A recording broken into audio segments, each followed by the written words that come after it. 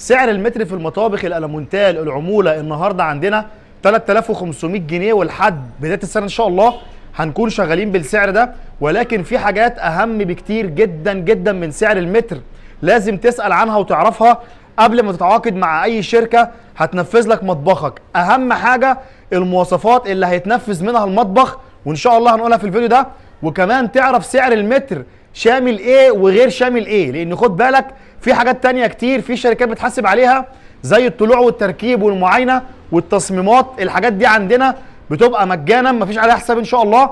في حاله التنفيذ المعاينه والطلوع والتركيب والتصميمات الديزاين اللي بيتعمل كل الكلام ده بيكون مجانا او بيكون شامل سعر المتر، يعني مفيش ليه حساب اضافي. زائد ان الخامات او الماتيريال اللي بيتنفذ منها المطبخ احنا بنشتغل بالقطاعات المحمله.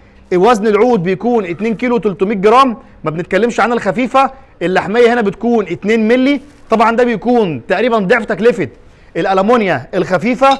عندنا المفصلات اللي بتكون ماسكه الظرف، المفصلات الباكم السوفت كلوز، لما تيجي تقفل الضرفه ما تروحش مرزوعه معاك. عندنا هنا الباكم بتاع المطبخ بيكون باكم محمل، حاجه محترمه جدا. الشغل كله هنا بيطلع معاه ضمان 10 سنين.